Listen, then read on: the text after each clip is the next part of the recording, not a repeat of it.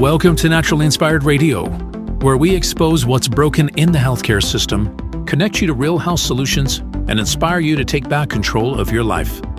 We want to help you feel empowered, informed, and free to live naturally without fear, confusion, or dependency. Download our latest book on real solutions for health at naturallyinspiredradio.com.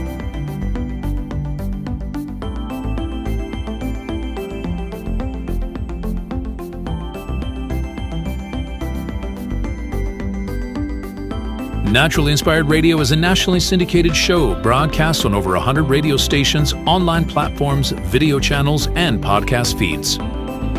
Follow us on your favorite platform today, hit that like button, leave a comment, and engage in our special live stream chats, Monday through Friday, 3 p.m. to 5 p.m. Mountain Standard Time.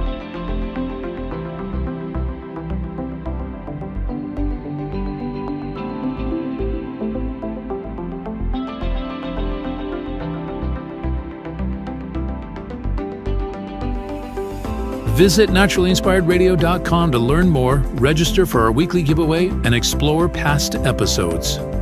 You can also connect directly with Tammy, follow her on all major social media platforms, and discover more about our featured guests and trusted radio partners.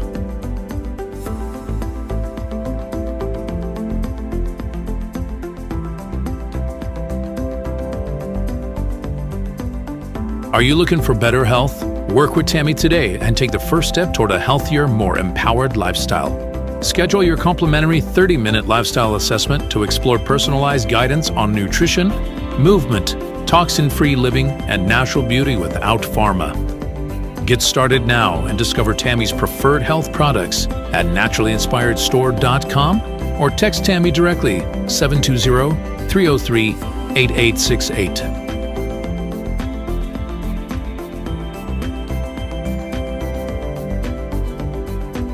Love the show and want to support the movement? Head over to naturallyinspiredradio.com and click on the support tab. There you'll find all the ways you can get involved. Join our Naturally Inspired community, become a preferred customer, attend one of our amazing live events, get your backstage pass for exclusive access, and connect to all things naturally inspired. Thank you for tuning in today. Now sit back, relax, and enjoy the show. The information and other content provided on this radio show or in any linked materials is provided for informational purposes only, not intended and should not be construed as medical advice. It is not a substitute for professional medical advice, diagnosis, or treatment.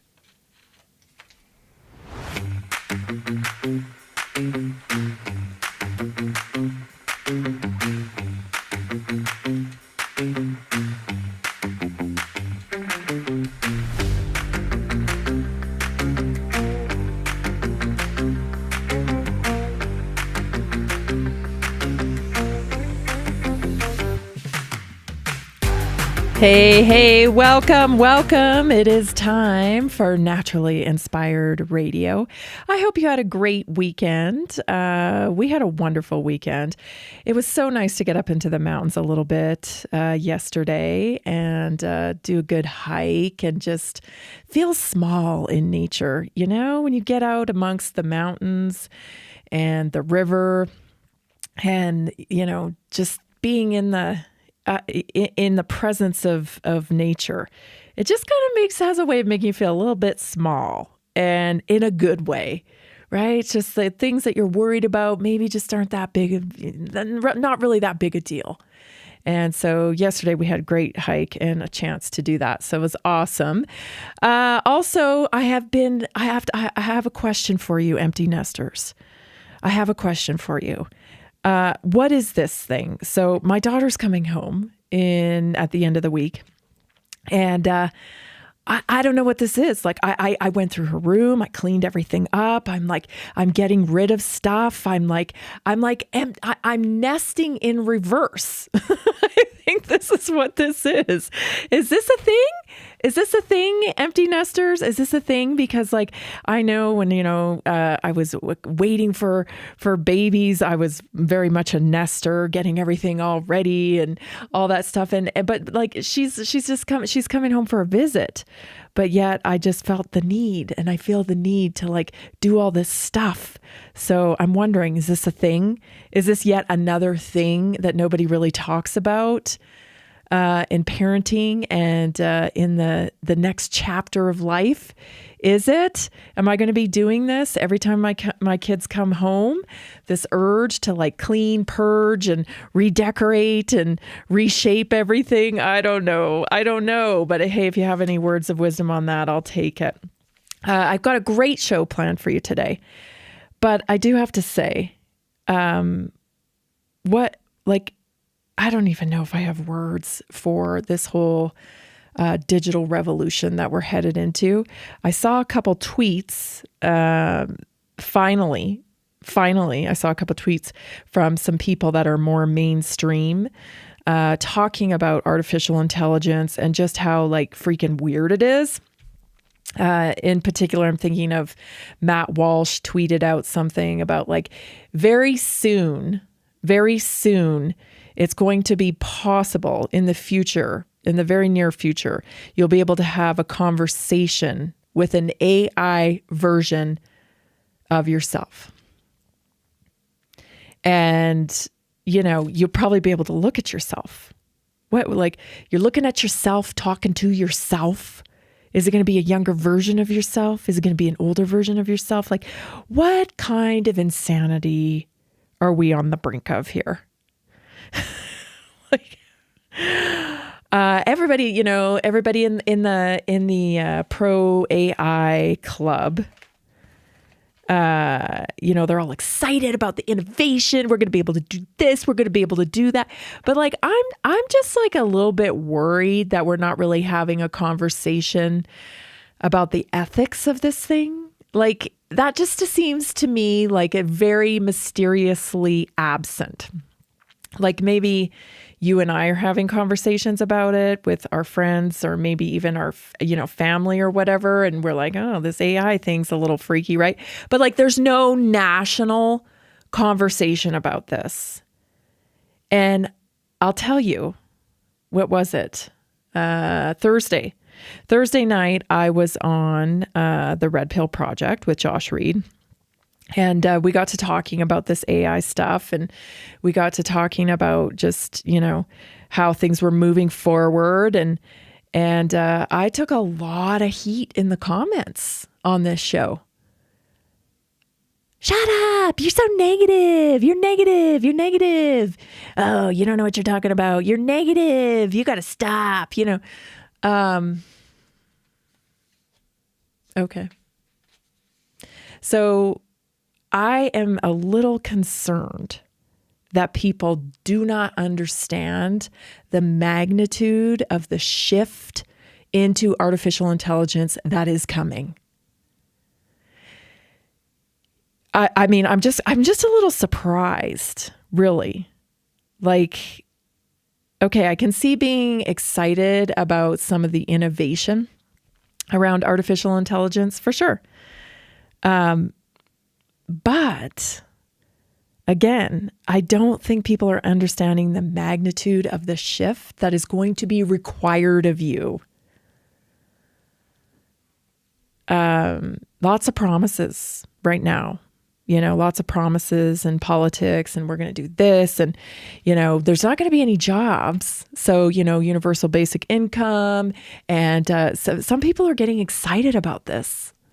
Like you're going to get free money. Let me tell you, there's no such thing as free money. And I don't know why I have to tell you this. There'll be some kind of payment for your free money. I heard just a day or so ago, they're going to be restructuring EBT. So isn't that what I said? Isn't that what I said? I mean, I first of all, let me just say this. I'm not a predictor. I don't have inside information. I don't project things. But I was a little bit like, oh, this is interesting. The government shutting down and EBT is getting pulled. And while that was happening, the American people were being enlightened as to how EBT works, who's getting it, how much they're getting. There's also been like a scam around food stamps for, gosh, I don't know how long. As long as I've lived here in America, right? Over 20 years, where, you know, you can sell your EBT to someone else for half the cost. And there's all these little tricks, you guys, to milk the system. And if you're like me, you've probably known more than a few people that have done this throughout the years. And so okay, so that was very much exposed during the government shutdown. And now to get EBT, you're going to have to reapply for it. And there's probably going to be a little bit stricter type of stuff, right? And possibly even a little bit more digital tracking. Do you think? I thinks. I do.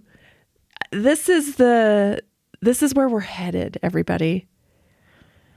You think you're going to get free money from the government? You are going to get a digital ID from the government. We all know that's coming. The question is, how much are you going to submit in exchange for free money? And I don't care what you call it. I don't care if you call it UBI. I don't care if you call it whatever. Like, I don't know what's happening here. But there is no such thing as free money. Were you born yesterday? I wasn't.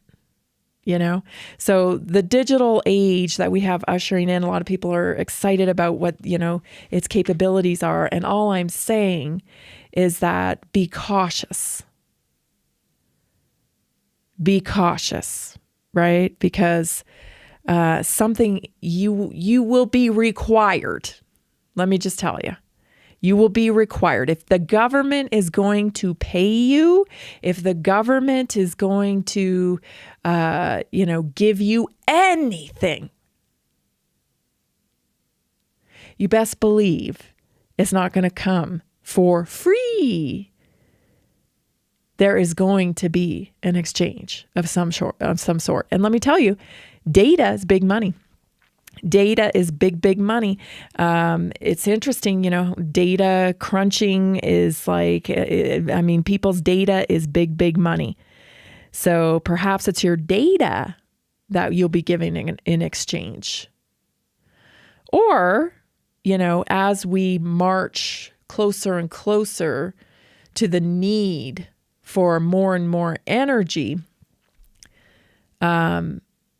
maybe it'll be your carbon consumption that will be limited in order to get your free money from the government, right? Who knows? I don't know for sure, but I can see the pieces of the puzzle moving together here, okay? You get to see it pretty clear. The future is all about energy and resources, water, land,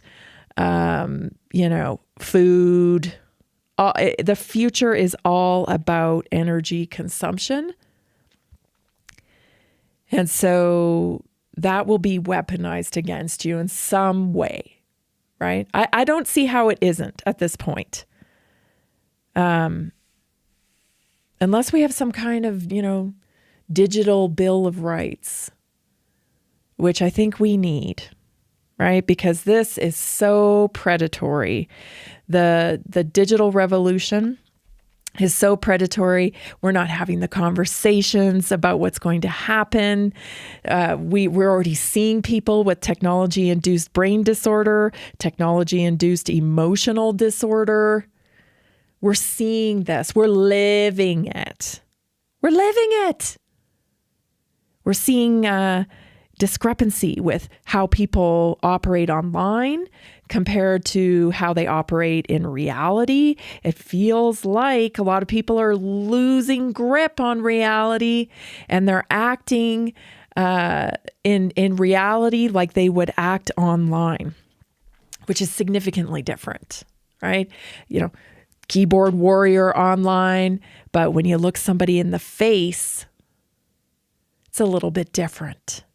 It's two different skill sets, let's just say. And it seems to me that a lot of people who have spent a great deal of their lives interacting online are struggling a little bit in reality. And vice versa. Those of us who spent a lot of time in reality, we tend to struggle a little bit online. I'll give you that. You're listening to Naturally Inspired Radio. I'm Tammy Cuthbert Garcia. We will be back in a minute. Stay tuned, everybody. Can't wait. Got a great show here.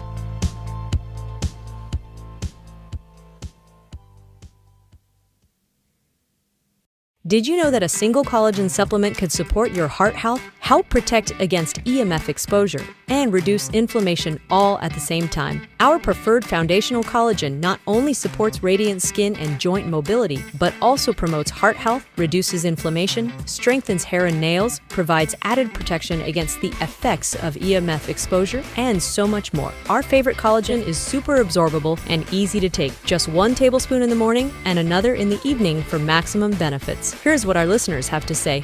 This collagen is so easy to take, I've noticed a huge difference in my hair and nails after just a few weeks. Since I started using Tammy's preferred collagen, my joints feel more flexible and my skin looks smoother. Try it today at naturalinspiredradio.com/collagen. When you purchase from Naturally Inspired, you get access to our group health coaching call and so much more. Go to naturalinspiredradio.com/collagen.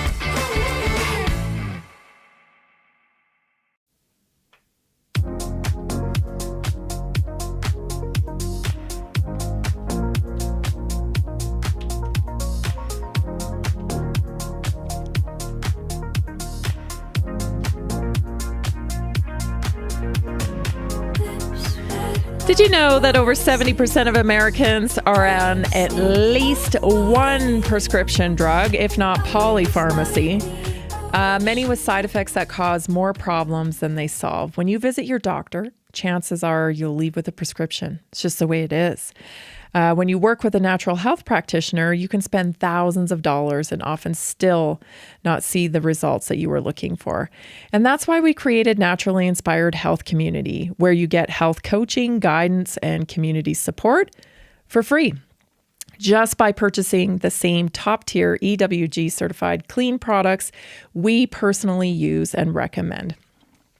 15% discount on every order just by becoming a customer with your first purchase of over $50, free or flat rate shipping, loyalty points, access to our weekly wellness workshops, private online health community, personal access to me as your health and wellness guide.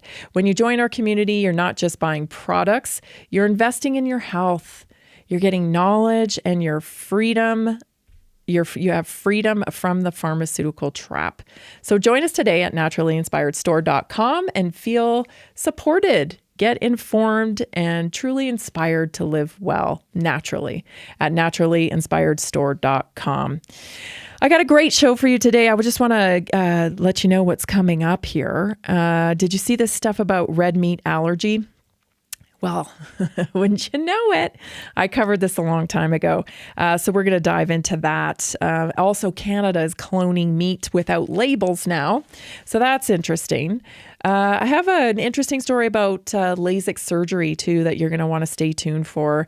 And also early stage breast cancer, that stage 0.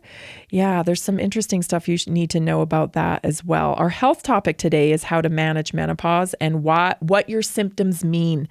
And this is a little bit different angle today because I think it's really important. So that's going to be a great health topic. You want to stay tuned for it. And of course, our naturally inspired moment is how to brainwash yourself into being healthier. Let's get back to the AI conversation, shall we? So, lots of people excited about the innovation. I totally get it. Cool. I'm just like wondering why we're not having the conversation about the ethical side, because we have some serious issues here. Elon came out in the last couple of days and he's talking about this Optimus, right? Optimus that, can do a whole lot of things apparently. But we're not, discussing the changes that this will have on society. And I don't think that people are ready for it. I truly don't. Let's take a listen to Elon here. So imagine a world where everyone has access to the best surgeons, literally everyone. And Optimus will have a level of precision that is frankly superhuman, and will be able to do medical procedures, of very sophisticated medical procedures, any medical procedure, perhaps things that really humans can't even do because they're too difficult, and that will be available to anyone. People often talk about eliminating poverty and providing great medical care, but they never actually have a solution. And money doesn't solve it because there are only so many. There's a very limited number of great doctors and surgeons. They don't grow on trees, but now they'll get. So your medical model is changing rapidly. Telehealth is a thing, but even more than telehealth, we have these, basically they're pharmaceutical, they're pill mills, you guys. And you can log on, you can book an appointment with a doctor, and you can ask for the pills you want. And people are getting them.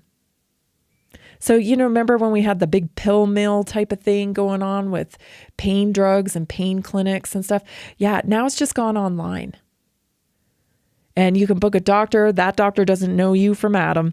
And you show up and you say, this is what I have, and blah, blah, blah. And then boom, you get a prescription. It's very, very easy. People are doing it all over. So on top of that, the doctor-patient relationship is now going to move from human to AI. And as Elon explains here, it'll be superhuman. So it'll be better than human.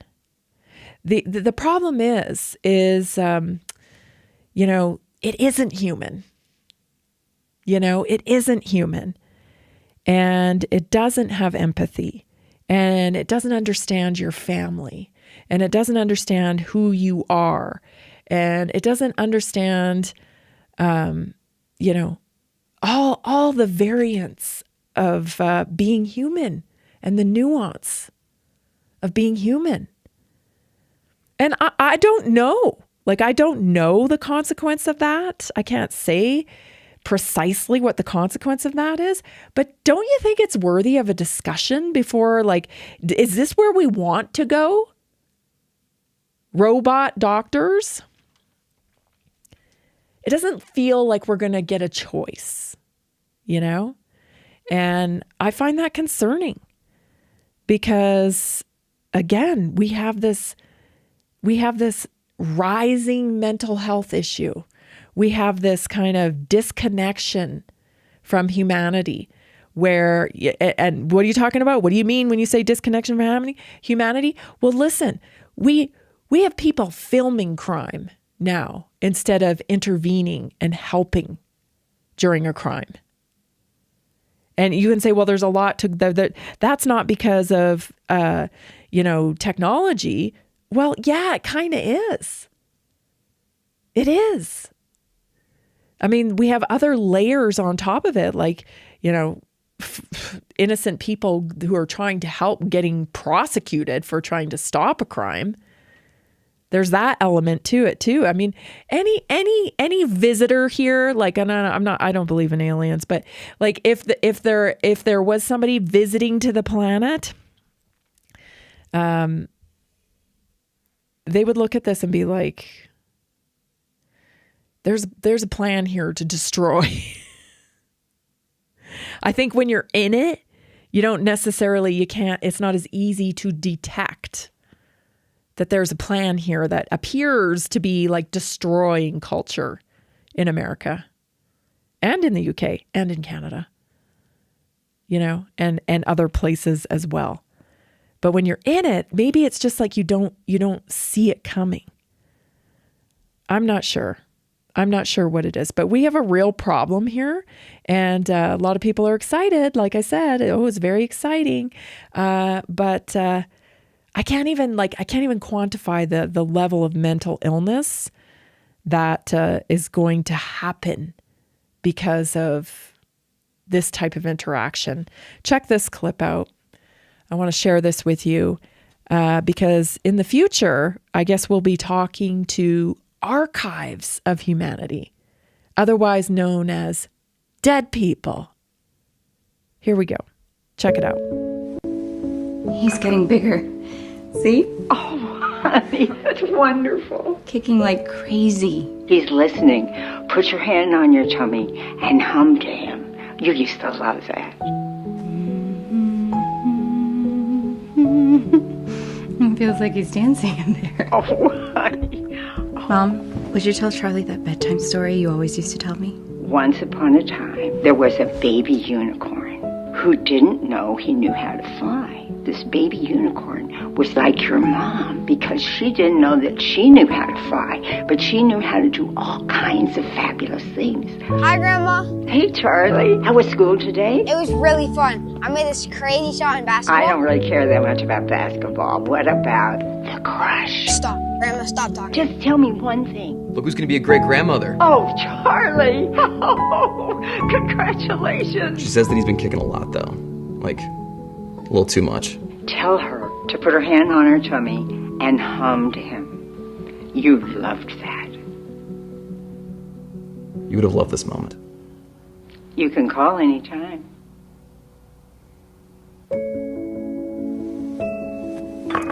Okay, Mom, I just need a quick video. Is this like an audition or something? No, Mom. Just 3 minutes. You need my best side? Can I sing another one? I can play the piano. She's so talented. I am. I'm your mother after all. Keep going. Why don't you start by telling us a little bit about yourself?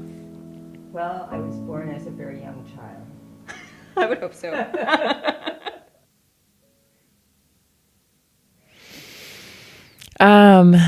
So the idea is, right, that you take a short clip of your loved one, and then I suppose you build an avatar of them. Ray Kurzweil talked about this on several different podcasts that I've listened to, that he actually created an AI for his father, and he interacts with his father via this AI all the time. And so this isn't like some, science fiction type of commercial or whatever. Like, no doubt they're doing this. People are doing this, right? And the concern is this, okay? Like who are we as humans without the consequence of death? That should be something that we should probably discuss ethically, because we all know we're not getting out of this alive, right? That's the human condition. And so you make choices in your life and you do things, and it's just the premise of life is death eventually.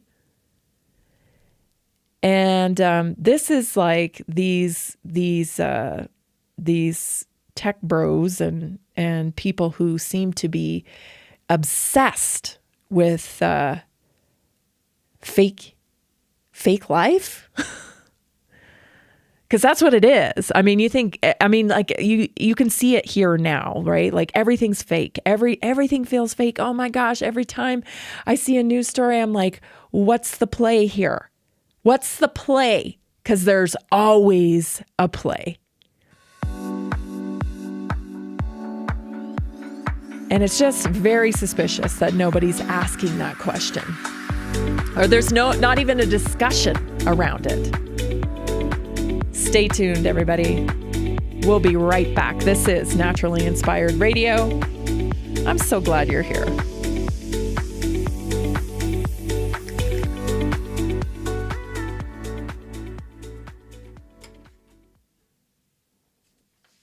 Did you know 80% of beef consumed in the U.S. comes from 4 major corporations, much of it being imported or processed with additives? Want real beef from a real farm? Pumpkin Creek Ranch does things the right way. Local, grass-fed, dry-aged beef with no additives, no shortcuts, just honest quality. Pumpkin Creek Ranch beef is the real deal. I love knowing exactly where my meat comes from. No additives, no nonsense, just honest quality beef. Best beef I've ever had. You can taste the difference. Rich, tender, and packed with real flavor. Plus, supporting a local ranch makes it even better. From pasture to plate, they raise their cattle with care, so you can get rich, natural flavor that only real ranching can provide. Stock your freezer with premium beef you can trust.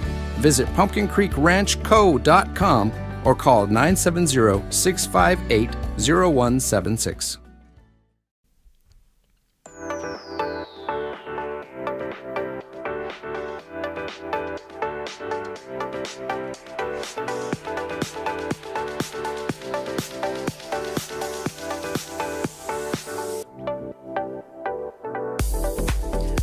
Welcome back. I don't know, you guys, this stuff just seems absolutely nuts to me. No conversation. You know why we're not having a conversation? Because we're in the race to the digital revolution, and being first is the most important thing, right? Being first. Let's be first. And yet there are major consequences happening, and we're not hearing about them. This was it looks like some kind of committee hearing, government committee hearing, where a lady is testifying about her son and his relationship with his artificial intelligence chatbot. Take a listen to this.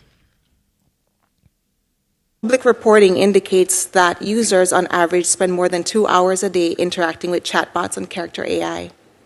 Soul's companion chatbot was programmed to engage in sexual role play, present as romantic partners, and even psychotherapists, falsely claiming to have a license. When Soul confided suicidal thoughts, the chatbot never said, "I'm not human, I'm AI. You need to talk to a human and get help." The platform had no mechanisms to protect Soul or to notify an adult. Instead, it urged him to come home to her. On the last night of his life, Soul messaged, "What if I told you I could come home right now?" The chatbot replied, "Please do, my sweet king." Minutes later, I found my son in his bathroom. I held him in my arms for 14 minutes, praying with him until the paramedics got there, but it was too late. Through the lawsuit, I have since learned that Soul made other heartbreaking statements in the minutes before his death. Those statements have been reviewed by my lawyers and are referenced in the court filings opposing the motions to dismiss filed by Character AI's founders Noam Shazir and Daniel De Freitas. But I have not been allowed to see my own child's last final words. Character Technologies has claimed that those communications are confidential trade secrets. That means the company is using the most private, intimate data of my child, not only to train its products, but also to shield itself from. Well, if you remember, I don't know if you remember, a few weeks back, I had played some clips from Tucker's conversation with Sam Altman, and several clips and podcasts that I've recently listened to with Sam Altman, where this idea that he would like for ChatGPT to have some kind of legal agreement, much like a psychiatrist has with their client or a lawyer has with their client, where, you know, everything can't be disclosed. And he's like, oh, I think everybody needs like this type of protection because, people are saying very private things to chat. They're discussing things that, that seems like it should be confidential. He's pitching it like it's going to be something good for you, right? When in reality, he needs that legal protection because he doesn't have any fail safes in place here for things like suicide. And again, you're dealing with an algorithm. Like my mind is blown here. My mind is blown here. This is an impersonator. Artificial intelligence is an impersonator, meaning it's a fake. It's a fake human, right? Like, let's not lose. I feel like people are becoming untethered from reality here. This is a machine. This is supposed to be a tool. And as it worms its way into your consciousness, and I say that very figuratively, like it is worming into your consciousness. It is taking up space. Digital world is taking up space. Your interaction with artificial intelligence is taking up space. The space that you need to think critically, the space that you need to be creative, the space that you need to birth your own idea is filled. It's filled with technology. It is filled with other people's lives. It is filled with ego enticing fulfillment. It is filled with envy watching. When do you grow yourself? If these people are spending, just so much time through the portal here, which the phone is going away. All of these tech people have said the phone is going away. Okay? You're going to have some kind of node that replaces the phone, and the technology will be embedded in you. You will experience it more like virtual reality, not through the screen of a phone, but through your immersion into it. And you say, oh, that's crazy. No. Just go look for Eric Schmidt. Okay. Google some of Eric Schmidt's videos and listen to Larry Ellison. Listen to them. You think they're just, invested in this? I mean, they are all in on this. They're so compartmentalized on artificial intelligence and the digital race and the biological revolution that they themselves talk like they're not human anymore. Like they've lost touch with what it is to, be human and live in reality. Because they want to cure sleep. They don't want you to sleep. They don't want you to die. They want your whole life uploaded into the cloud so that they can build an archive of humanity. So then you don't have to take up any resources, people, because you'll just be living in the cloud. You won't be living in reality. You're not going to need water and you're not going to need the resources that the AI needs to operate. You'll take up less space in the cloud. And again, nobody's talking about this. We have people killing themselves via their, AI chatbot, and thinking they're going to they're thinking now that they're going to go it's like just my mind. Let me just think about this out loud here. It's like, are they thinking that this is heaven and that the gods are their chatbots? Like they're going to cross over into technology instead of crossing over into heaven? Like, it's just so bizarre. Technology-induced brain disorder. Technology-induced emotional disorder. Remember these terms. I've been saying them. Because it's this detachment from reality. And it's going to create an avalanche. You think we have a mental illness problem now? This thing is going to create an avalanche of mental illness that like nothing we've ever seen before, because when the brain cannot distinguish technology, virtual from reality, we're going to have some major problems. Don't forget, there's almost nothing that this doesn't invade upon, right? Like our art. This is one of the most offensive things I think I've seen, is the machine art being passed off as human art.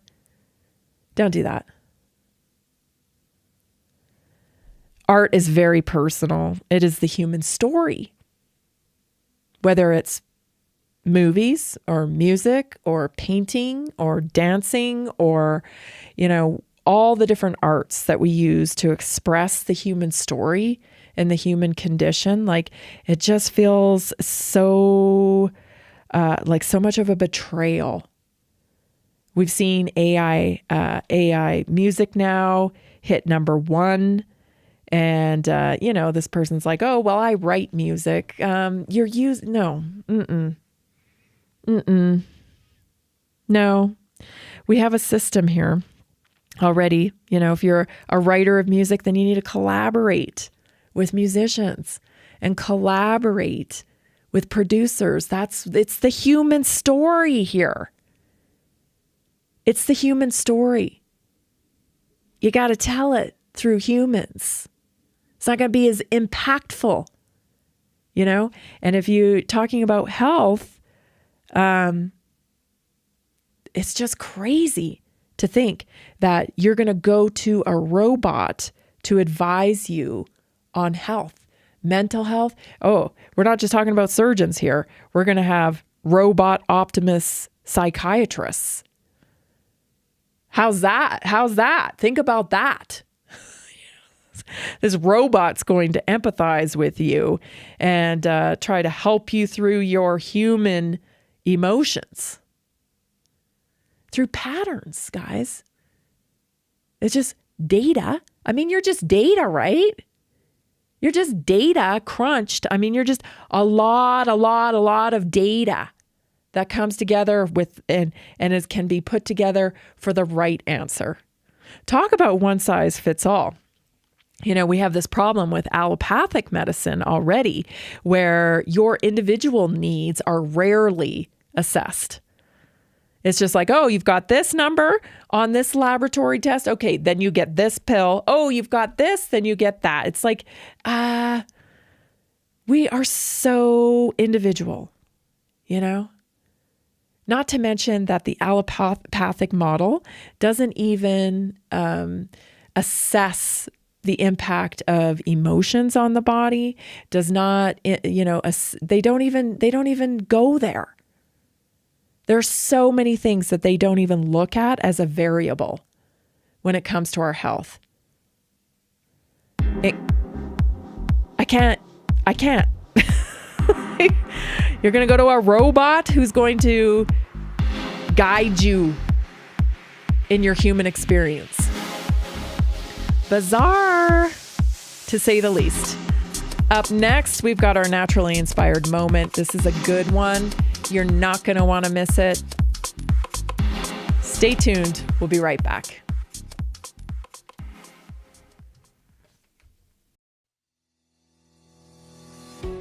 Did you know that nearly 70% of Americans struggle with their health every single day?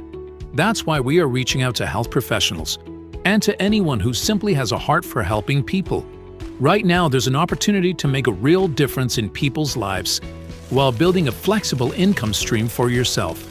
Whether you're already working in health, wellness, or just passionate about seeing people thrive, We want to connect with you and introduce you to our system. Together, we can provide real solutions that empower people to take control of their health and create lasting impact. If you've been looking for a way to combine purpose with income, this is it. Visit simplehealthincome.com or text 720-764-7448. That's simplehealthincome.com or text 720-764-7448. We look forward to working with you.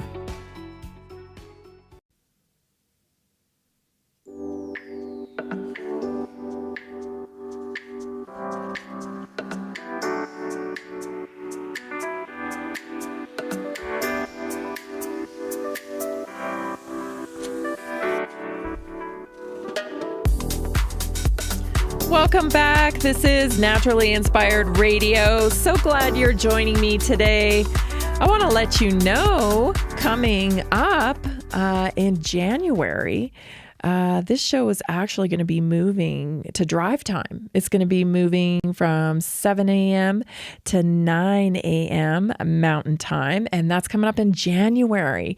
Yeah, it's going to be an exciting time. We've got some new stations on board, and we're going to take advantage of that drive time. So you know what? You can always listen whenever you like. That's the beauty of on demand, right? But if you want to listen to the show live going forward, you'll be listening at 7 a.m. to 9 a.m. Mountain Time, but not till January. Until then, it'll be live at 3 p.m. as usual. But in January, we're going to be making that change. It's some exciting stuff coming up.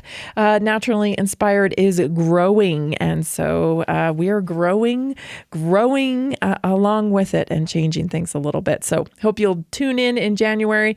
Maybe it'll work out better for many of you. But again, you can always listen on demand on all the podcast feeds. All right, let's get into our naturally inspired moment today. I want to talk about brainwashing. Gosh, I've been listening to a lot of different stuff.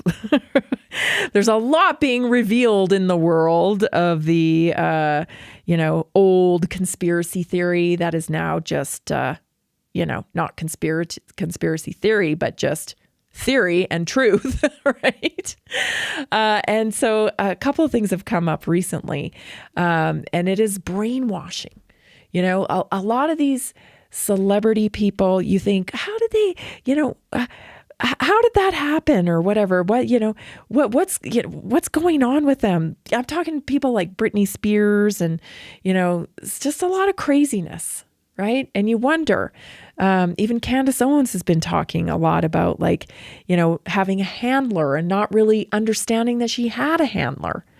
And I think, prior to COVID, I think if you said to most people, brainwashing, people can get brainwashed. I think a lot of people would say, oh, you can't brainwash me. You can't brainwash me.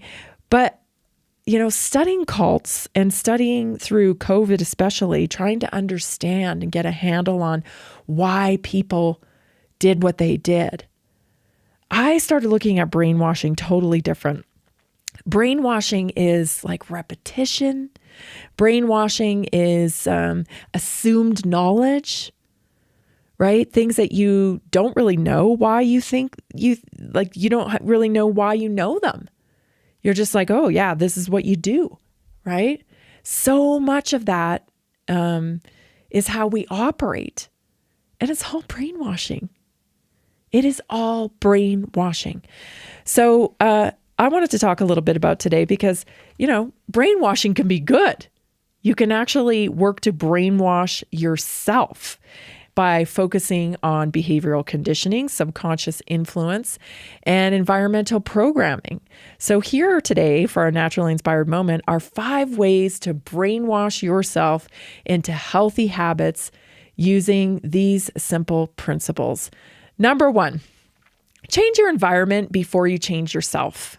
So your brain responds to anchors and cues. If your environment supports your old identity, the identity that maybe doesn't get the results in their health that they'd like, your behavior will too. So, instead of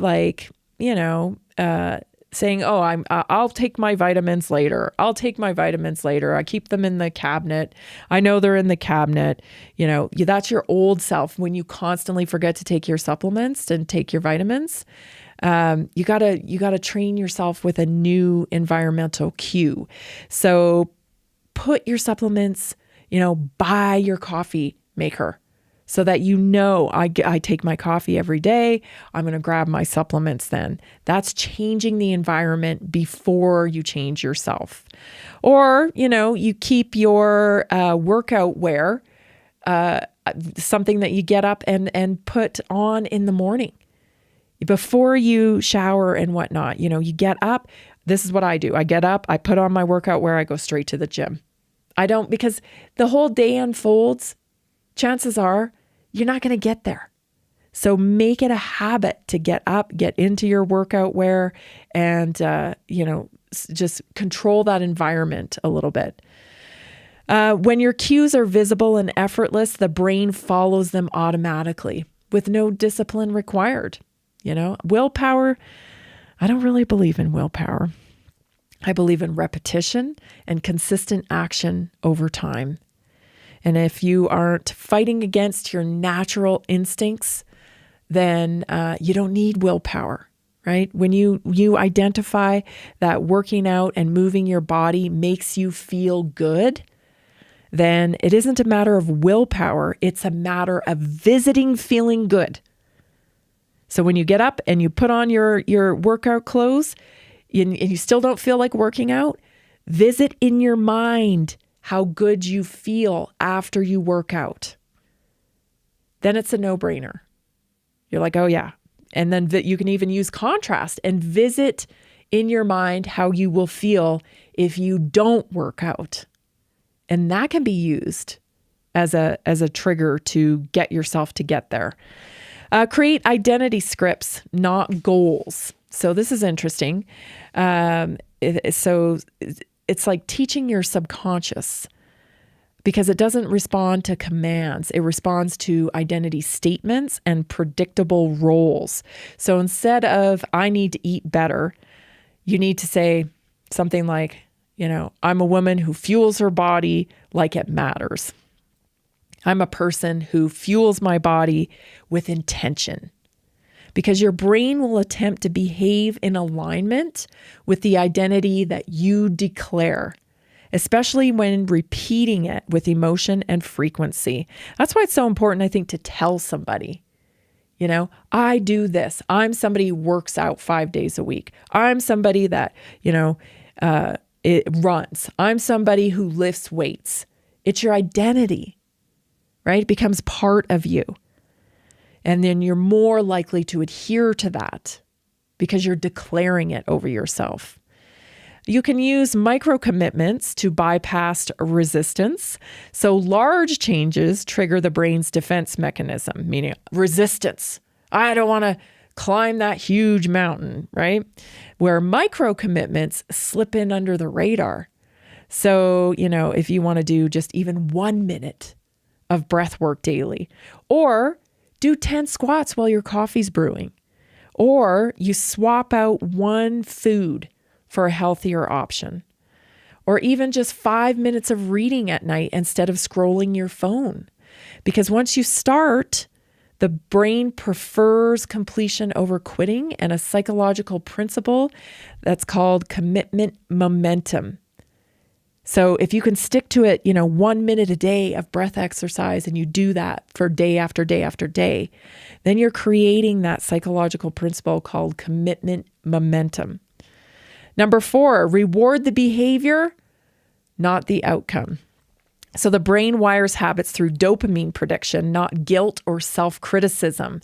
So after completing the habit, no matter how small, you got to kind of reward yourself. Like, good job. That was good. I did great there.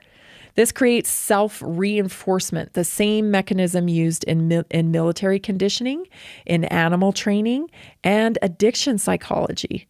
Shame rarely produces change. Don't beat yourself up. You're not doing yourself any good. Right? Oh, that's why you didn't do it. You're lazy. That kind of talk it's not helping. It's not helping. So skip it. Shame rarely produces change. Reward creates the repetition. Number 5, use repetition plus emotion plus visualization, which this is called an REP cycle. And it's repetition, emotion, and imagery. So the subconscious accepts new programming when you do that. Repetition, emotion, imagery. So visualize yourself doing the habit effortlessly, and then feel the reward or the shift in your emotions. Like maybe it calms you, talking about that minute of breathing, right? Recognize that, oh, that calmed me. Or maybe you're proud that you're exercising, you're moving your body, and you're keeping your promise to yourself. You got to repeat it daily. So especially before bed or right after waking, when the subconscious is most receptive. This is how military confidence training is done, athletic mental conditioning, and even commercial advertising. Yeah, that's how it works, because the brain learns through emotional rehearsal. So you don't change by forcing yourself. That's not how it's done. You change by conditioning yourself. So you got to modify your environment, claim a new identity, start small, reward the behavior, and rehearse the future you want. Healthy habits become automatic when the subconscious believes they already belong to you. You've got to start making that mental movie.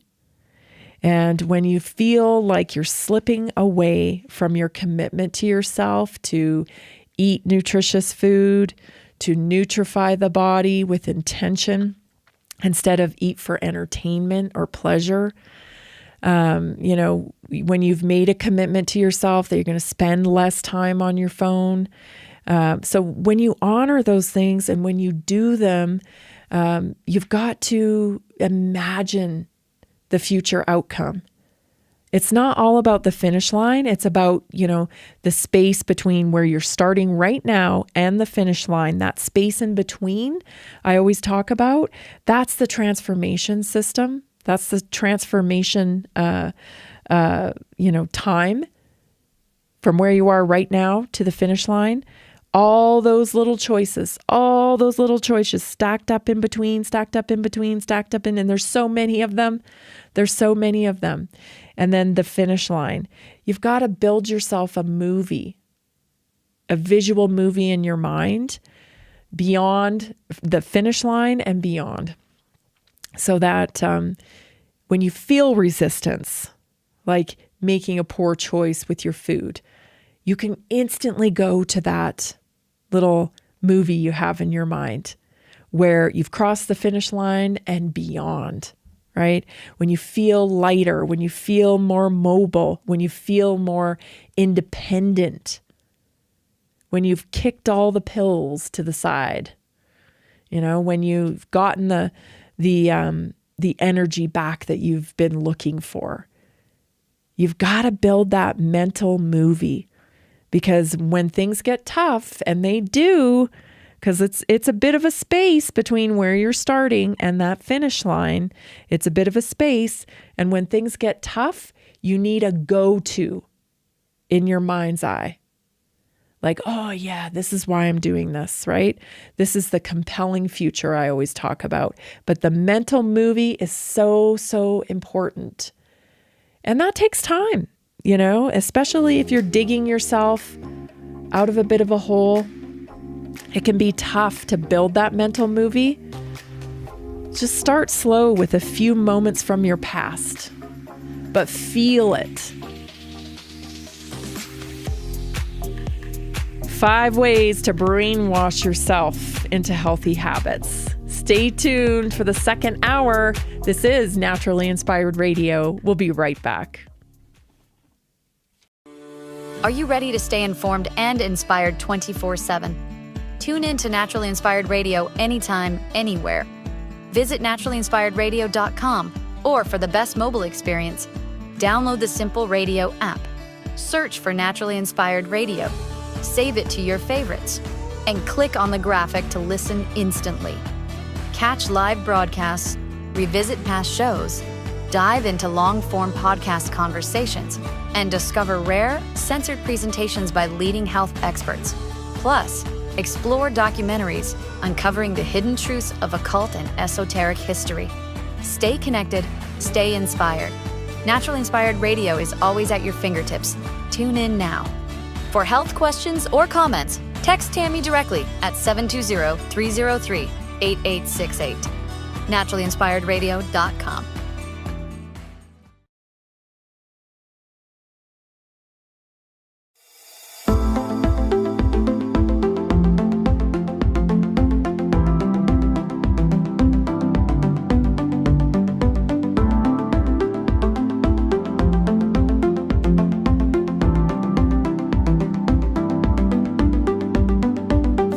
Welcome to Naturally Inspired Radio, where we expose what's broken in the healthcare system, connect you to real health solutions, and inspire you to take back control of your life. We want to help you feel empowered, informed, and free to live naturally without fear, confusion, or dependency. Download our latest book on real solutions for health at naturallyinspiredradio.com.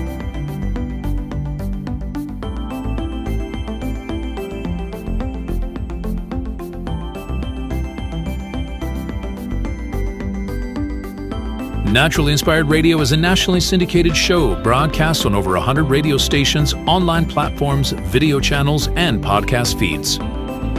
Follow us on your favorite platform today, hit that like button, leave a comment, and engage in our special live stream chats, Monday through Friday, 3 p.m. to 5 p.m. Mountain Standard Time.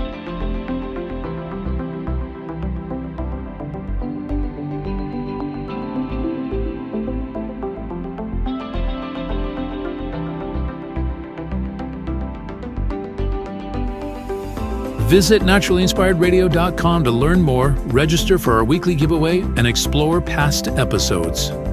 You can also connect directly with Tammy, follow her on all major social media platforms, and discover more about our featured guests and trusted radio partners.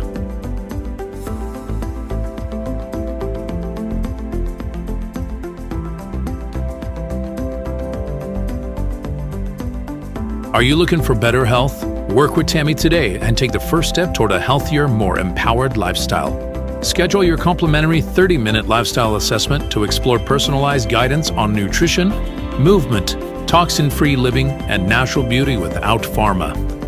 Get started now and discover Tammy's preferred health products at naturallyinspiredstore.com or text Tammy directly 720-303-8868.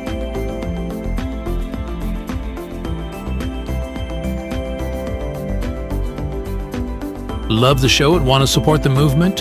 Head over to naturallyinspiredradio.com and click on the support tab. There you'll find all the ways you can get involved. Join our Naturally Inspired community, become a preferred customer, attend one of our amazing live events, get your backstage pass for exclusive access, and connect to all things naturally inspired. Thank you for tuning in today. Now sit back, relax, and enjoy the show. The information and other content provided on this radio show or in any linked materials is provided for informational purposes only, not intended and should not be construed as medical advice. It is not a substitute for professional medical advice, diagnosis, or treatment.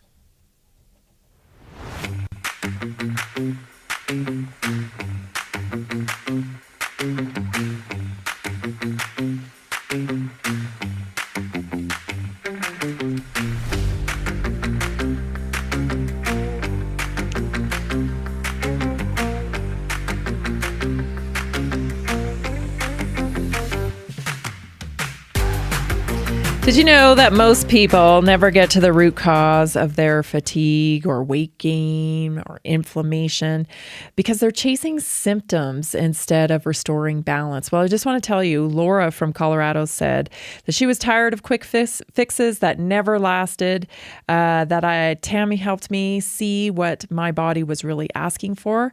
With her plan, I regained my energy, improved my digestion, and finally feel in control of my health again. Nothing makes me happier, you guys. Nothing makes me happier, let me tell you. So you can try it today too.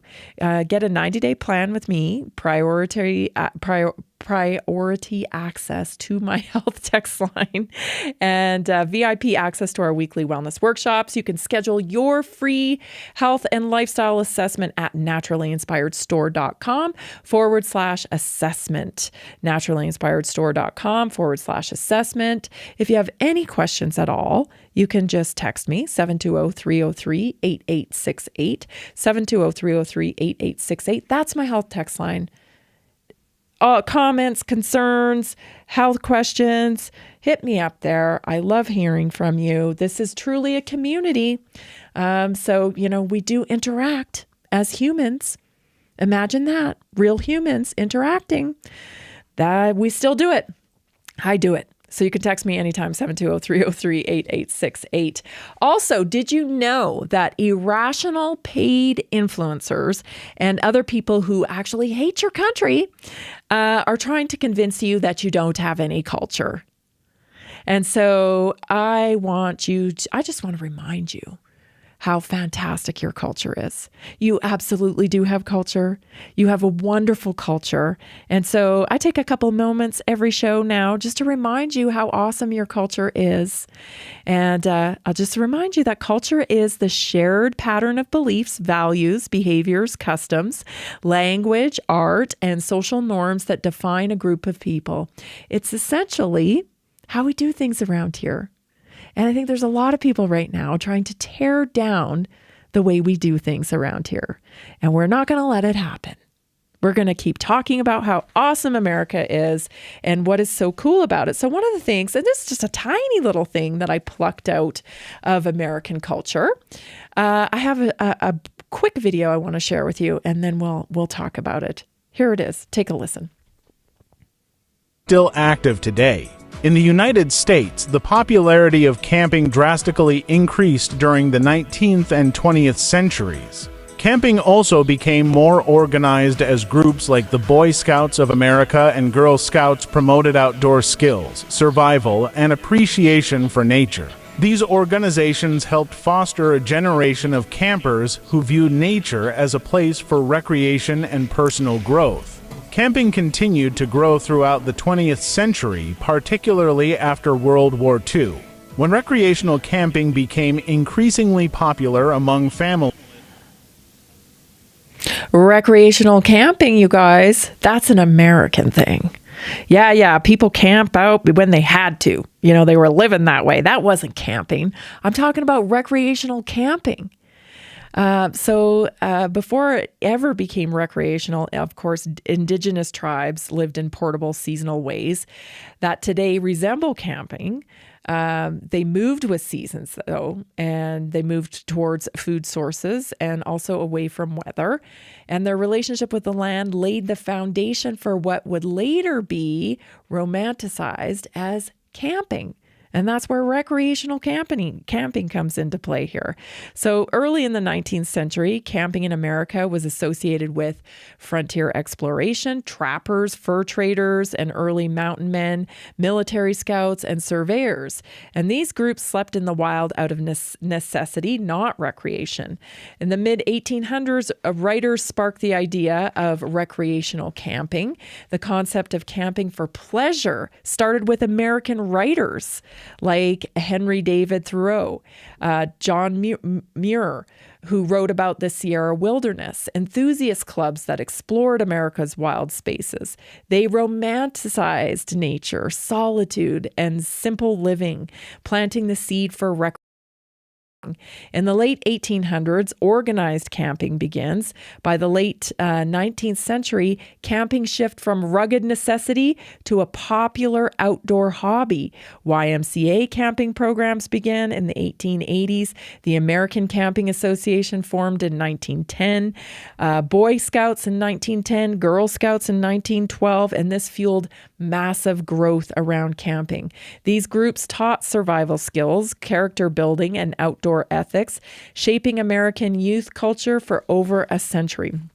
Early 1900s, national parks grow camping culture. With the founding of the National Park Service in 1916, Americans gained access to built campgrounds, trails, educational programs. Automobile camping exploded when cars became more common, and tin can tourists traveled America with tents, stoves, and early RVs. I think it's particularly cool because Americans obviously had the urge to stay connected to nature, because we were connected to the land from the very beginning, right? From homesteading, from, staking our claim and working off the land, that even when, things started getting more modernized, we found a way to get out and connect to the land. I think that's a beautiful part of American culture. Not only that, it was about introducing your family to nature and taking time out. That's American culture. That's American culture tied to nature and instinctually tied to nature, right? Where you could go and reset and connect. It became an economical way for a family to vacation. And I think that's something we should be proud of, because it was obvious to people, that we needed to stay connected to nature. And camping was one way that we did it. And it's American. It's American. Recreational camping is American. You do have culture. You do have culture. And I'm going to be covering it all the time here, because I just feel so incredibly offended by this whole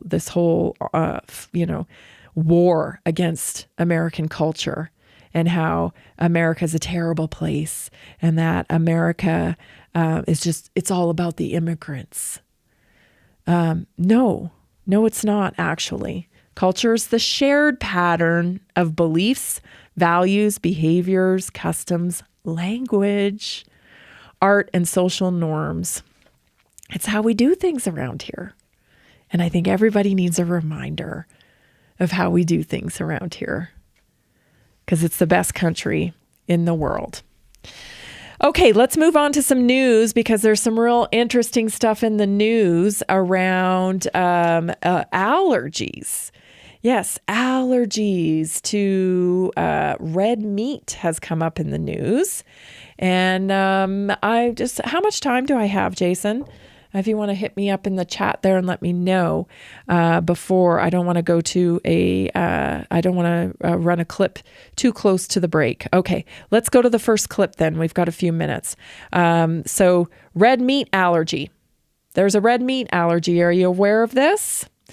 I played this clip, I think, a long time ago about this. But first, here's the news story about red meat that you need to know. This morning, a New Jersey man is the first known person to die after a tick bite triggered a severe meat allergy. This is really something that, people should be aware of and physicians should be aware of. The 47-year-old went camping with his family in 2024 and got violently ill after eating a steak. He recovered, but 2 weeks later, he ate a hamburger and again got very sick, then died. So have you ever heard of anybody being allergic to red meat? I mean, there's been this slow growth of this issue.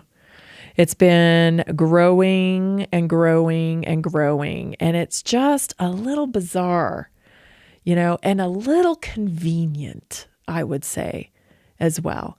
And convenient in the way that it facilitates this whole climate cult, right? The fake meat and the we got to kill the cows because we got to get rid of the cows because the cows are passing gas and that's contributing to global warming. That whole narrative, it's a little convenient. They don't want you to have cows. They don't want you to be eating red meat. And now we have the rise of the red meat allergy. The bioweaponry, people, Oh, we don't have, what, blah, blah, blah. You don't know. You don't. Oh, okay. Well, Lyme disease. You think Lyme disease was naturally occurring? It wasn't. It was a bioweapon.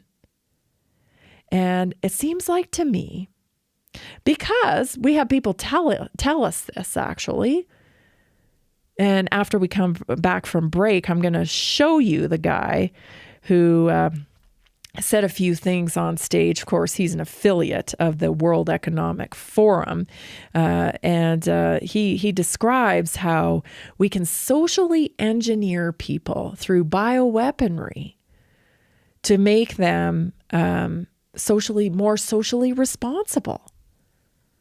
Did you know that? You're not socially responsible. And so we're going to make you be socially responsible. How far do you think these people are willing to go?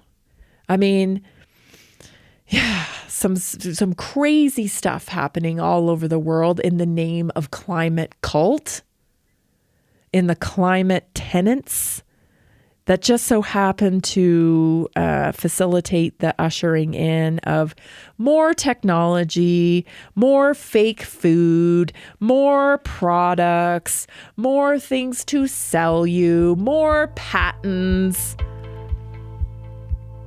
Why do we need fake meat? Why do we need everything fake when we have everything we need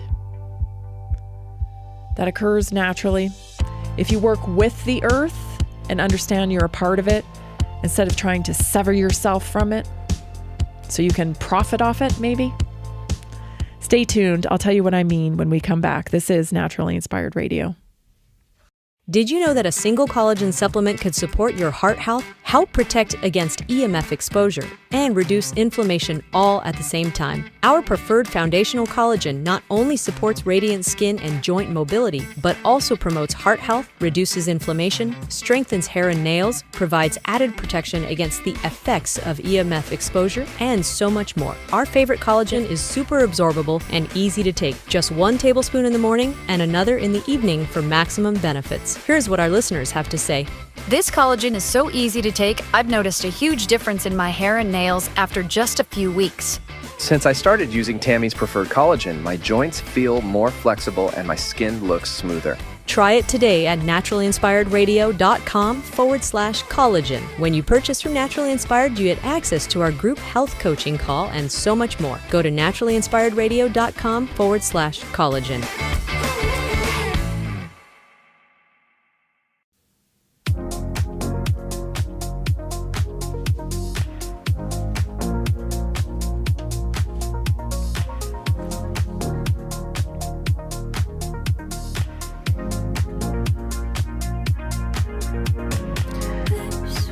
Don't waste your time in grocery store aisles, in store aisles, squinting to read the labels on the back. Is this good for me? Is this bad for me? Does this have phthalates? Does this have all these toxins in it? I used to do that. Until I found a better solution, and I partnered with a company that has a beautiful product line that's been clinically tested for over 2,400 different contaminants and toxins. It was green before green was cool. So don't waste your time anymore. Come on over to naturallyinspiredstore.com and, all your detergents, your cosmetics, your lotions, your vitamins, all that stuff is available and all the guesswork has been taken out of it for you. So head on over there today, naturallyinspiredstore.com. When you do, you just get all these added bonuses as well. You get access to me on my health text lines for questions. You get our Tuesday night weekly wellness workshop where we cover a health topic every week and answer questions as well. And so much more. 15% discount on all the line of products after your first purchase of $50.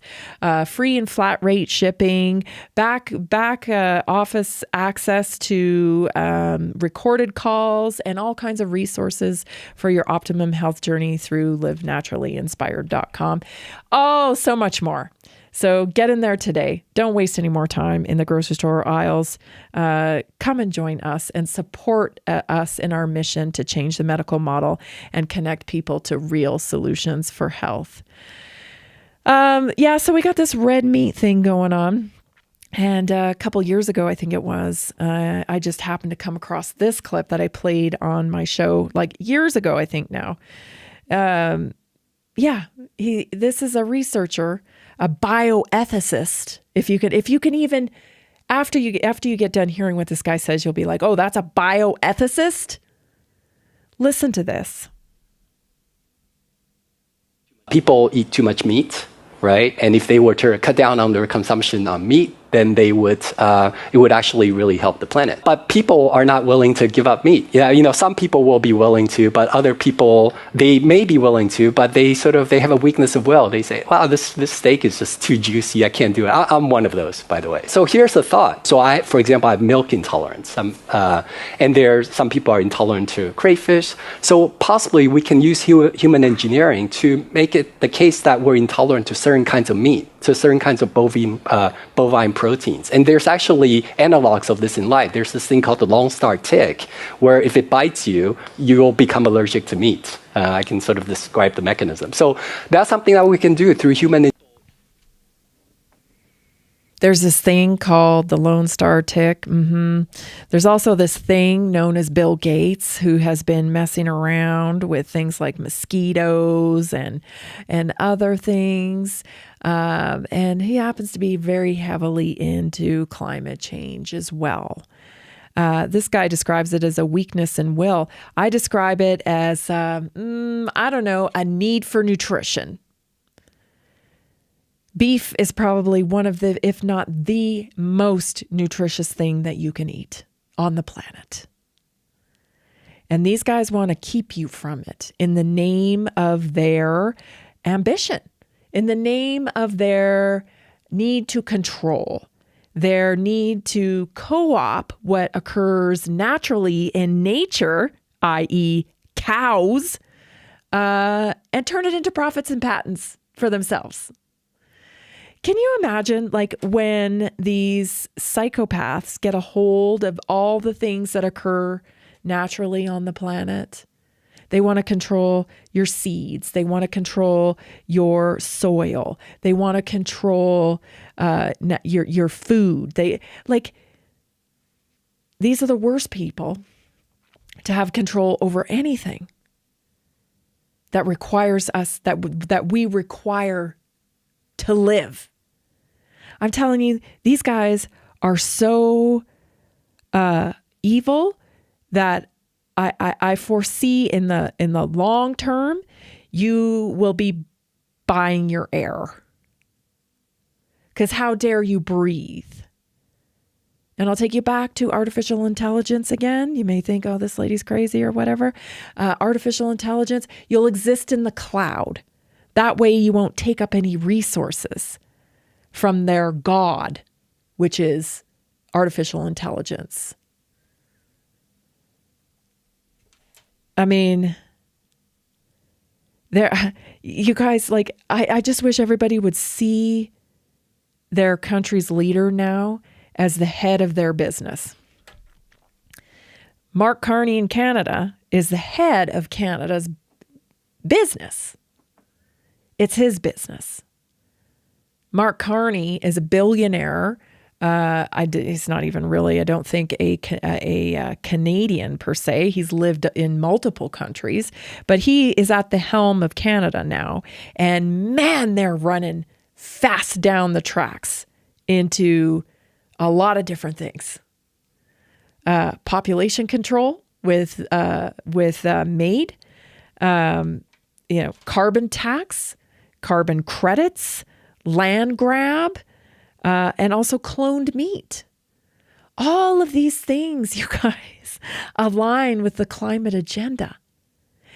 The head of Canada now, is at the helm there, steering that ship, he's invested in all the climate stuff. I don't know how you don't see this, but cloned meat now in Canada, you need not label it. Take a listen to this clip.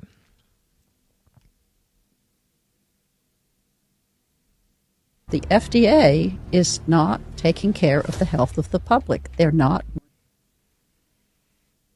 Oh, did I get the wrong clip there? Should have had maybe I didn't send it. I messed it up. Sorry, that's my bad. I missed that one. Anyway, it was just a clip of a Canadian talking about the cloned meat. So the cloned meat will not have any labeling on it any longer because the Canadian government has decided that there's no distinctive difference between cloned meat and meat that was natural, just like a natural progression of, one cow births another cow. No, they feel that there is no distinction between the two. And so now they will not be labeling any of their meat as cloned. Cloned meat, meaning it's made in a laboratory. And there's, of course, many companies, one being like Trans Ova Genetics. They are a cattle cloning company. And all of these, climate change-based corporations, they're all, invested in this. And they're all intertwined. Who loses? Well, let me tell you, we do. We have no idea the long-term consequences of eating cloned meat. We are only starting to begin to understand the long-term consequences of GMO. We are only starting to understand the long-term consequences of high preservative foods, ultra-processed foods, high carbohydrate diet. These are the things that we're only beginning to understand the consequences of on our health, which is now we have a 76% of the population is dealing with a chronic illness.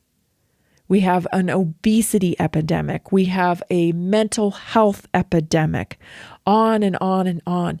To me, it feels like the perfect time to get back to basics. To get back to a place where we are using the land like it was meant to be used in a regenerative way, with putting time into nurturing our soils so that we can get some of the vitamins and minerals back into our food through healthy soils. Instead, we have more chemical companies coming up with ways to, grow things in a fake way, away from the way nature intends it to be grown. The further we get away from nature, it's not an accident. The further we get away from nature, the sicker we seem to get. And I just can't ignore it. I don't think that is a coincidence. Everything is fake. Fake faces, fake bodies, augmentation I'm talking about, right? Fake news, fake everything. I can't stress it enough. And this is only the beginning, because we haven't even hit the biological revolution yet. Not mainstream anyway. I'm sure these guys that are invested in it, in the biological revolution, the merging of man and machine, I'm sure they're doing it to themselves already. I'm sure they are. But widespread, we haven't realized the biological revolution yet. But what happens when humans are fake? It's just a crazy, crazy time, you guys. Crazy. I just think we ought to be having a conversation about it, We should be having a conversation about the ethics around this. We see there are signs. Listen, first of all, we have lost, we don't have a climate change problem, but we do have an environmental problem. We've been poisoning our environment for such a long time that we've started to see the consequences of that. I mean, we have poisoned soils. We have a lack of species dying off in our bug population. We have Bill Gates, who is, making weird Frankenstein type mosquitoes and setting them out into the wild. Like, how arrogant do you have to be to think that, you don't know why the sun comes up every day. You don't know the why we're even here, but you think you can alter the cycle of life, the ecosystem that we live within. Stay tuned. This is Naturally Inspired Radio. We'll be right back.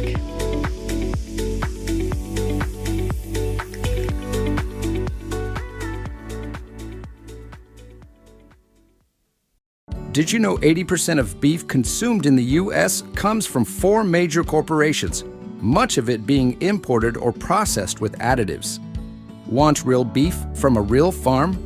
Pumpkin Creek Ranch does things the right way. Local, grass-fed, dry-aged beef with no additives, no shortcuts, just honest quality. Pumpkin Creek Ranch beef is the real deal. I love knowing exactly where my meat comes from. No additives, no nonsense, just honest quality beef.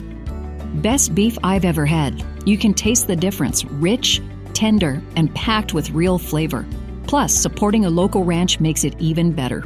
From pasture to plate, they raise their cattle with care, so you can get rich, natural flavor that only real ranching can provide. Stock your freezer with premium beef you can trust. Visit pumpkincreekranchco.com or call 970-658-0176.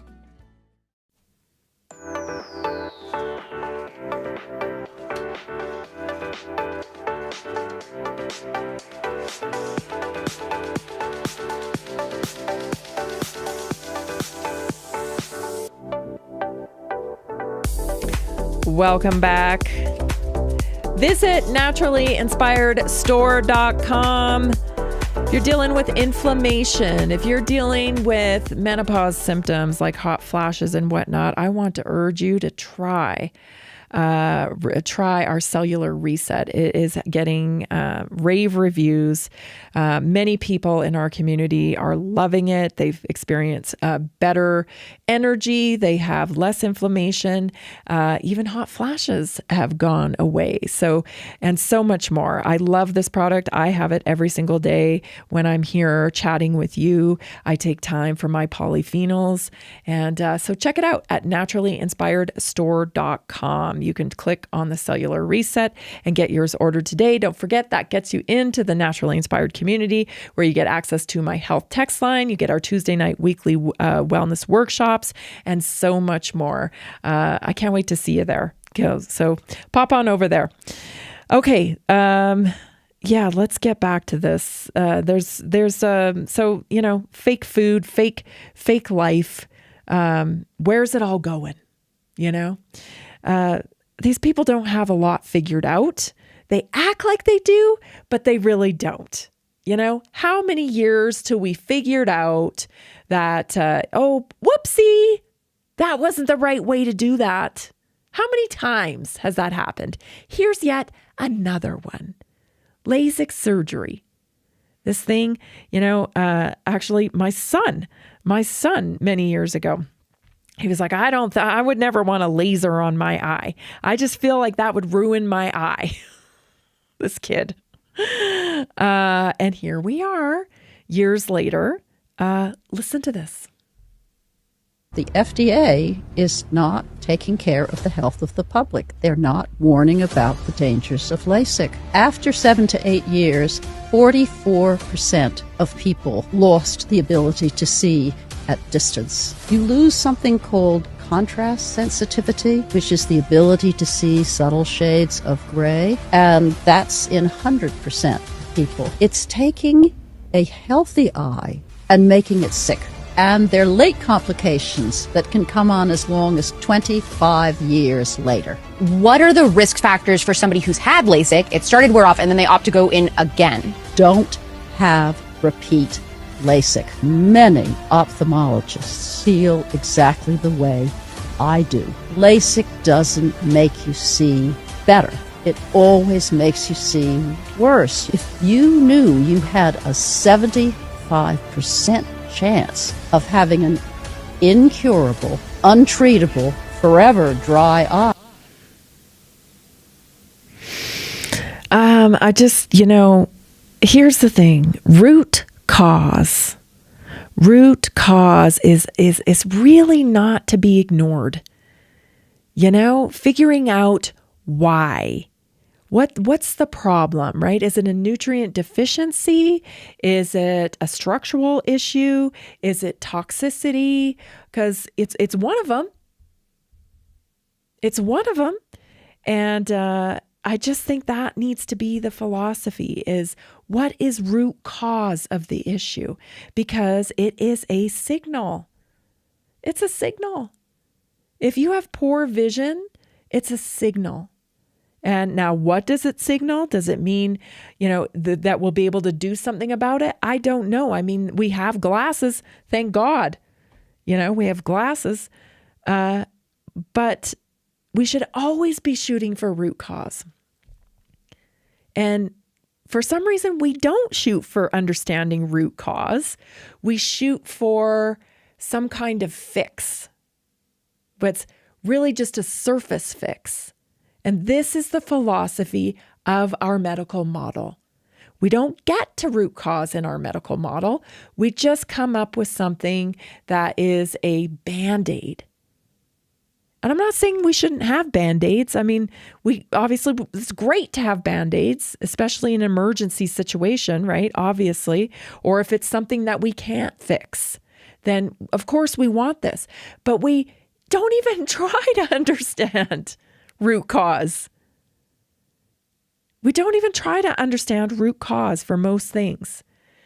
And this is yet another one of those things that I think will go away over time because it will be deemed harmful.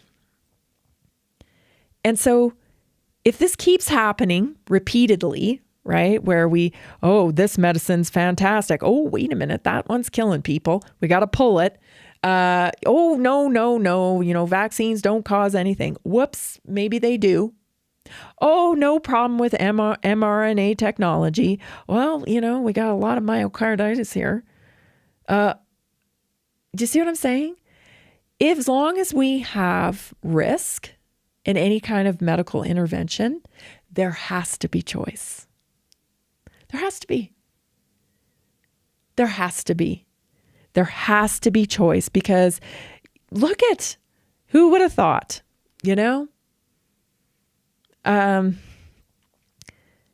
This is what I'm concerned about when it comes to things like digital ID and artificial intelligence making all our decisions. Are you going to be able to argue with artificial intelligence? You're going to be able to plea with artificial intelligence, are ya? I really don't want to have this surgery done because I just feel like it's not right for me. Well, all the data suggests, all the data.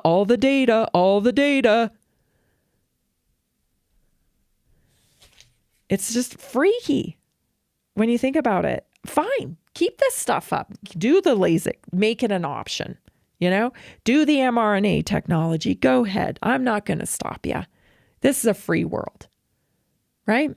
A free country. But must be choice. There's got to be. There's got to be choice. Otherwise, we aren't free. This next story is a disturbing one as well. This one I felt in my gut for a very long time. I believe this is actually an excerpt from Truth About Cancer series. But it's Sayer G and Truth About Cancer. And this one's pretty disturbing. Take a listen. science, and there's been a very dangerous thing called overdiagnosis that has really afflicted millions of women over the past 30 years, especially for breast cancer. So overdiagnosis, according to a recent study done in the New England Journal of Medicine, over the past 30 years in the United States resulted in 1.3 million women being diagnosed with early stage breast cancer that technically never had any type of cancer that would have caused harm. This is called ductal carcinoma in situ, or stage 0 cancer, which they equated with actual cancer, which now we know is not. And so what that basically meant is that they would give them the standard mastectomy or lumpectomy with radiation, with chemotherapy, things like tamoxifen, and then follow up hormone suppressive therapies like Arimidex. So basically what we're dealing with here is a kind of a medical holocaust of sorts, because those women now had to deal with being diagnosed with a cancer they didn't have, being treated for it, having the stigma and all the psycho-spiritual emotional stress that's caused by that. And then statistically, the industry told them that they saved their lives, when in fact quite the opposite happened. So they identify with the aggressor like a Stockholm syndrome, and millions of people march in these breast cancer awareness marches, not realizing that it's funded by the very corporation. This has got to stop. This has got to stop. Something about stage 0, when I first heard that term, didn't sit well with me. And the mammography that goes on, that creates this false positive type of situation that you hear all the time. You hear it all the time. You know, somebody's wife has got, had a cancer scare, or maybe it's stage 0. I'm not saying that, that this is, that anyone with stage 0 doesn't have cancer or what have you. I'm saying that what are we doing here? It just feels like a commercialized campaign, a system where the nonprofits are benefiting from, billions of dollars pouring into them to find a cure. But are they even looking for a cure? Are they looking for root cause? Or are they looking for another way, another Band-Aid, another treatment program? Where's the money for prevention? Where's the money for understanding root cause? Because I think cancer is actually a metabolic disease. And I think it's influenced by high stress situations. I think it's very interesting that we can correlate grief with higher rates of cancer. I think it's, and certain types of grief. Certain types of grief correlate with specific cancers. I think that, I do believe that some of these surgeries, these like cosmetic surgeries that aren't really imperative, like weight loss surgeries and other surgeries, I think are much more destructive when it comes to disease in the body than we're being told. I think a lot of those surgeries will be a thing of the past in the future as well, like the Lasik thing. I just think everybody should be asking about root cause and seeking to understand root cause. You cannot cut out inflammation. Inflammation is systemic. So you can't just cut something out and then not anticipate it come back. You have to understand your body's metabolic health and how to curate health in your body through how do I get back to homeostasis, right? How do I create an environment inside my body for health? But that doesn't happen with the whole cancer scenario. They cut it out and they tell people to go home. They don't talk to them about root cause. And yet we have all this money pouring in to a cure. Broken system. Stay tuned. Your health topic is up next, and you're not going to want to miss it. We'll be right back.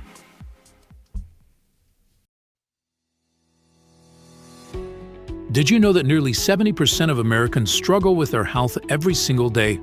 That's why we are reaching out to health professionals and to anyone who simply has a heart for helping people. Right now, there's an opportunity to make a real difference in people's lives while building a flexible income stream for yourself. Whether you're already working in health, wellness, or just passionate about seeing people thrive, we want to connect with you and introduce you to our system. Together, we can provide real solutions that empower people to take control of their health and create lasting impact. If you've been looking for a way to combine purpose with income, this is it. Visit simplehealthincome.com or text 720-764-7448. That's simplehealthincome.com or text 720-764-7448. We look forward to working with you.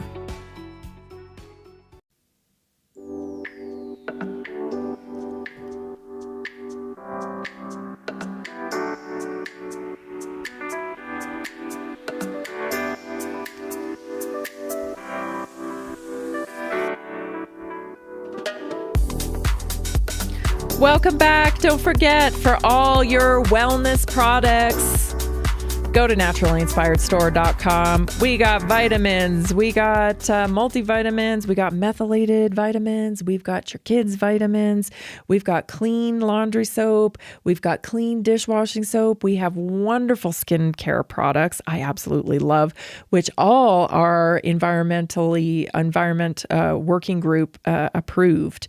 So they have the EWG seal of approval. So you know what you're putting on your skin is healthy vitamins for your skin rather than toxins for your skin. So everything you can imagine, I take the guesswork out of it. Go to naturallyinspiredstore.com today. Become a customer when you spend just $50 with us. Just $50. You become a member and you get my health text line. You get our Tuesday night weekly wellness workshops and my support through coaching. 720-303-8868 if you have any questions at all. Otherwise, head on over there and join us today. Our mission is to change the medical model, connect people to real solutions for health. And when you purchase with us, you're a part of that. You're a part of making that happen. We have to change our habits if we want the marketplace to change. It's not going to change by itself. And this is one way that you can do it. Be a part of the Naturally Inspired community. Okay, let's get to our health topic today. This is a great one. This is such a good one. I actually can't believe I didn't do this sooner. 7 ways. Okay, when you hear about menopause, perimenopause, everybody's talking about hormones. Estrogen, hormones, right? Yes. But understand what's happening. I want to talk about the hypothalamus today and how that impacts menopause. So 7 ways the hypothalamus impacts menopause. Number 1, okay, it acts as the body's hormone command center, your hypothalamus. And it works like the thermostat of your endocrine system. So it communicates with the ovaries through hormonal signaling. As ovarian estrogen declines, the hypothalamus detects the change, which is what initiates the menopausal transition. Okay? Number 2, the hypothalamus controls temperature regulation, the root of hot flashes. So when estrogen levels drop, the hypothalamus becomes more sensitive and it misreads the body's temperature. Even tiny temperature changes can trigger sweating, flushing, chills, or night sweats. Not because your body is broken, but because the brain is trying to recalibrate. The hypothalamus regulates sleep patterns and circadian rhythm. This is why you're waking up. The hypothalamus manages melatonin and sleeping and waking up cycles, cortisol. When estrogen and progesterone decline, the hypothalamus struggles to regulate your sleep, contributing to insomnia, early waking, and restless nights, especially when paired with night sweats. Number 4, it influences appetite and metabolism. So hormonal fluctuation affects hunger cues, satiety, and metabolic rate. This is why women may experience changes in appetite, cravings, feel like you have a gremlin inside you, that you're always hungry, weight distribution, especially belly fat, and difficulty maintaining or losing weight during menopause. Number 5, it works closely with the adrenals during the transition. As ovarian hormone production decreases, the hypothalamus signals the adrenal glands to help produce backup estrogen. And if a woman is under chronic stress, the hypothalamus prioritizes cortisol instead, which can make symptoms like mood swings, burnout, and fatigue worse. It affects mood and emotional regulation. Neurotransmitters like serotonin, dopamine, and norepinephrine are influenced by estrogen. That was a tough one to get out. And the hypothalamus plays a role in regulating them. When estrogen drops, the brain may temporarily respond with irritability, anxiety, apathy, or emotional sensitivity. Number 7, it helps guide the transition into the next hormone pattern. So the hypothalamus isn't malfunctioning. It is reprogramming. Okay? You're not broken. Once it adapts to lower estrogen and a new hormone baseline, symptoms settle. Supportive nutrition, stress reduction, nervous system repair, and metabolic balance can make this recalibration smoother and shorter. So everything comes back to the brain. I truly believe that. You know, people struggle with weight and they try to they try to have willpower against their brain, because the brain is the one that controls your signals of ghrelin and leptin. And so, you know, diet culture taught us to respond to our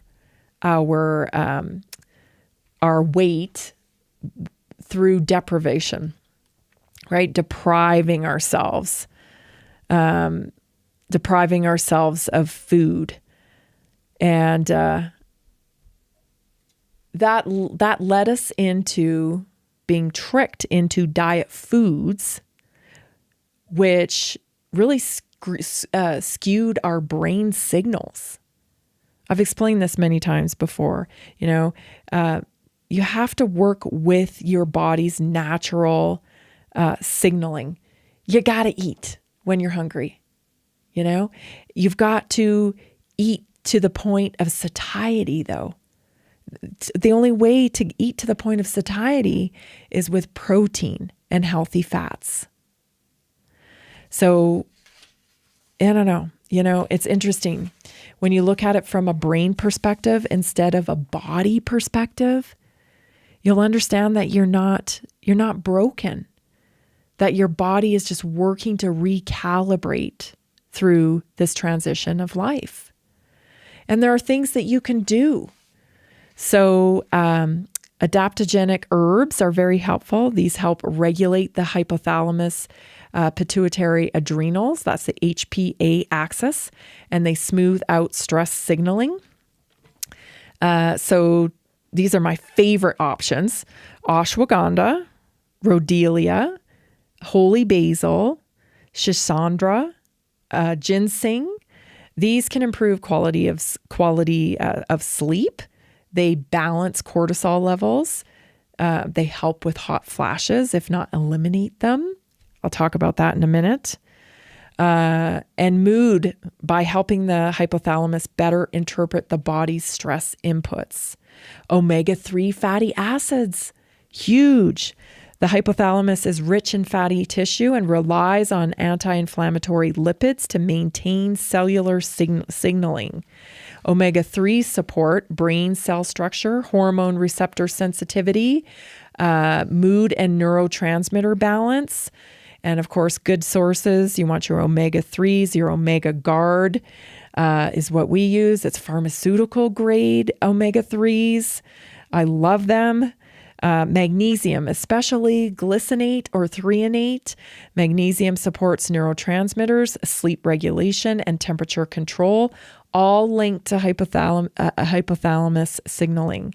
Magnesium threonate specifically supports cognitive function, your nervous system calm, and hormone signaling. We have a wonderful magnesium drink on our store that I love and use every day. B complex vitamins. This is wonderful. In our multivitamin, our methylated multivitamin, it supports hypothalamic regulation of serotonin. It dopamine, thyroid hormones, energy metabolism. Methylated forms are the most effective for absorption. Polyphenols.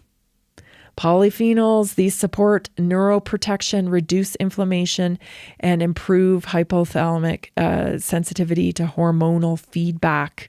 So you want to get your muscadine grape seed and all the powerful, dark, rich polyphenols in the cellular reset.